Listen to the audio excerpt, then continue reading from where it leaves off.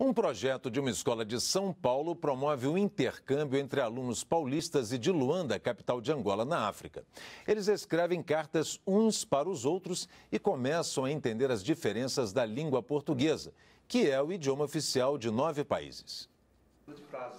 Depois de uma longa espera, é a hora de receber as cartas. Isabel.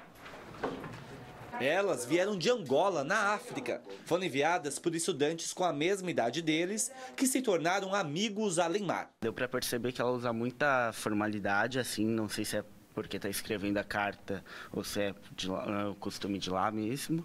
E também ela usou alguns vocabulários mais específicos, que eu até fiquei pensando assim o que era, enquanto estava lendo, que é guarda-redes, que é goleiro, e também elétrico, que é bonde. O projeto faz parte de uma aula de língua portuguesa e consiste em trocar cartas entre alunos daqui do Brasil com alunos de outros países que também falam português. Ela cita: Luanda é a província mais pequena de Angola. Isso é muito interessante, porque aqui no Brasil, se a gente falasse isso, seria errado. O projeto é uma maneira de conhecer um pouco mais sobre os países de língua portuguesa, mas é uma maneira também de estudar o novo acordo ortográfico. Eu vi que eles colocam o pronome em outro lugar. Eu vou ler a frase aqui. Ela falou: vou falar-te um pouco da história do meu país.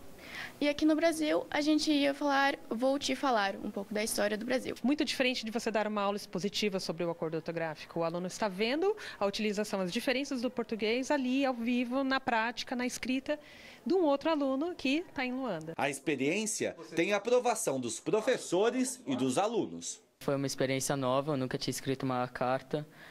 E é interessante escrever uma para saber como os nossos pais se comunicavam em grandes distâncias. Achei bem legal, porque quando a gente pensa em português, pelo menos eu, sempre vou pensar em Portugal e não na África. E é muito interessante de trocar ideias com outras pessoas de outros países, assim, conhecer culturas diferentes. E ainda mais que talvez possa surgir uma nova amizade.